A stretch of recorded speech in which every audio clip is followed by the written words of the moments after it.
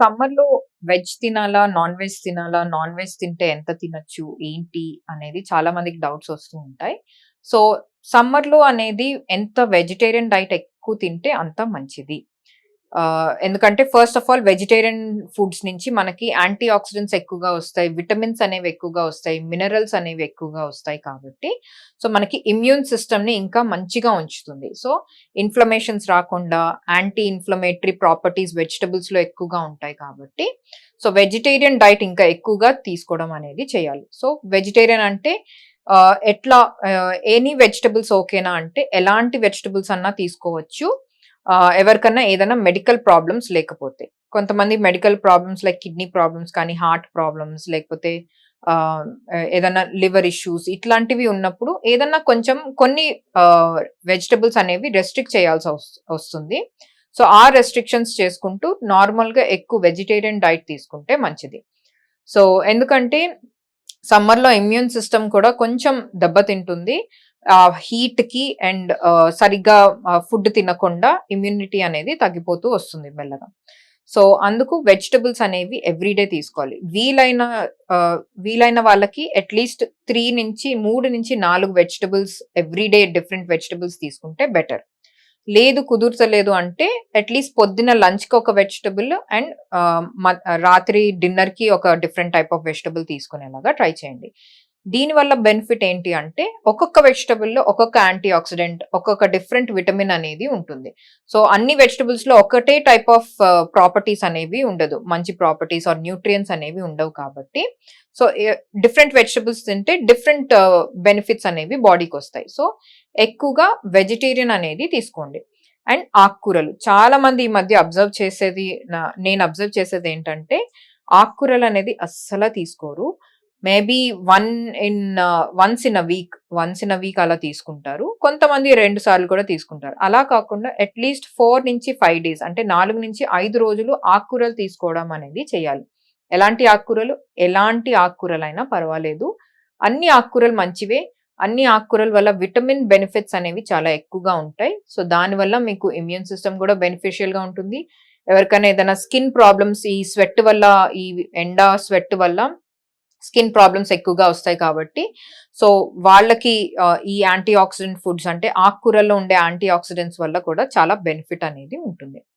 Non veg ఎందుకు తినకూడదు? Non veg కంప్లీట్‌గా మానేయాలని లేదు. సో, కొంచెం రెస్ట్రిక్టెడ్‌గా తినాలి. ఎందుకంటే నాన్ వెజ్ డైజెస్ట్ అవ్వడానికి చాలా టైం పడుతుంది.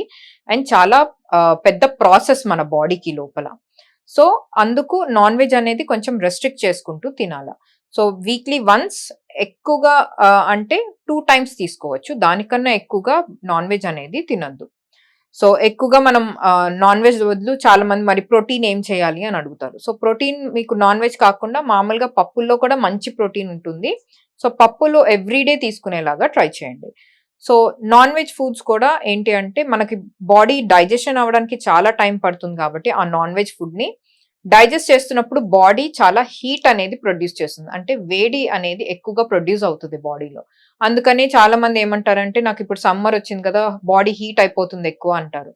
సో, అది ఈ ఫుడ్ తినడం వల్ల బాడీ మనం హీట్ అనేది ఎక్కువగా ప్రొడ్యూస్ చేస్తది. సో, డెఫినెట్‌గా నాన్ వెజ్ ఫుడ్స్ అనేది రెస్ట్రిక్ట్ చేసుకుంటూ weekly once or twice restrict చేసుకోండి.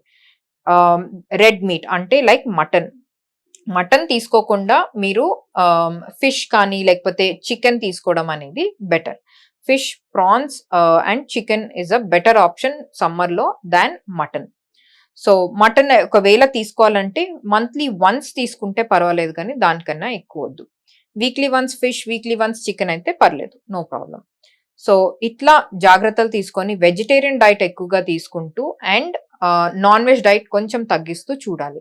అండ్ వెజిటేరియన్ డైట్ ఓన్లీ కూరలాగా కాదు. మనం సూప్స్ లాగా కూడా చేసుకొని లేకపోతే ప్యూరే చేసుకొని ఆహ్, వెజిటబుల్ గ్రేవీ లాగా చేసుకొనన్నా తీసుకోవచ్చు. చాలా మంది ఏం చేస్తారంటే ఇప్పుడు సమ్మర్ వచ్చింది గదా! స్మూదీస్ అనేవి ఎక్కువగా చేసుకుంటారు. దాంట్లో ఆకుకూరలు పచ్చివి యాడ్ చేస్తారు.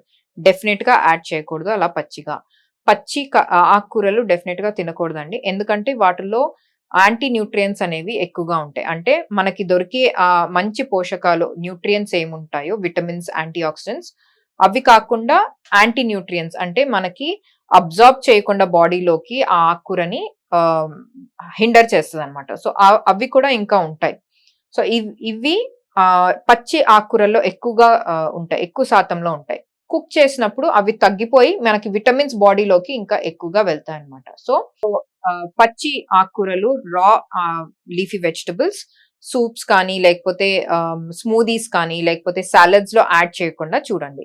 అండ్ సమ్మర్‌లో ఈ హీట్ వల్ల కొంచెం బాక్టీరియల్ ఇన్ఫెక్షన్ ఎక్కువగా ఉంటది.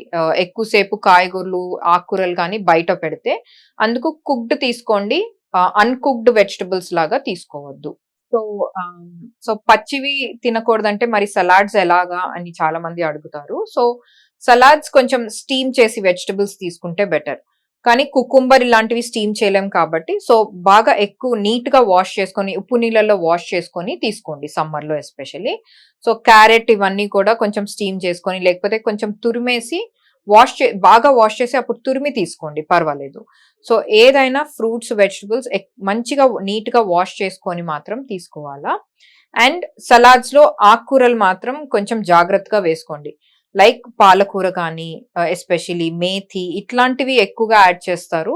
లెట్యూస్ అయితే పర్వాలేదు కానీ, బట్ పాలకూర అనేవి ఎక్కువగా పచ్చిగా తినకూడదు కాబట్టి, సో ఇది మాత్రం స్టీమ్ చేసి లేకపోతే బాయిల్ చేసి అప్పుడు మీరు సాలడ్స్‌లోకి యాడ్ చేసుకోండి. అండ్ స్మూదీ చేస్తున్నప్పుడు కూడా బాయిల్ చేసి గానీ, స్టీమ్ చేసి గానీ అప్పుడు ఈ పాలకూర లాంటివి మీ స్మూదీస్‌లోకి యాడ్ చేసుకోండి. అండ్ స్మూదీ చేస్తున్నప్పుడు మీరు ప్రాపర్ జ్యూసర్‌లో తయారు చేయండి. మిక్సీలో తయారు చేయొద్దు. ఎందుకంటే మళ్ళా ఆ హీట్ ప్రొడ్యూస్ అవుతది కదా! మిక్సీ ఆన్ చేసినప్పుడు. దానివల్ల కాయగూరలు కానీ, ఆకుకూరలు కానీ ఆ హీట్ వల్ల బెనిఫిట్స్ అనేవి, న్యూట్రియంట్స్ అనేవి పోతాయి. So, normal cold press juicer అలాంటి వాటిల్లో మనం జ్యూస్ చేసుకుంటే బెటర్.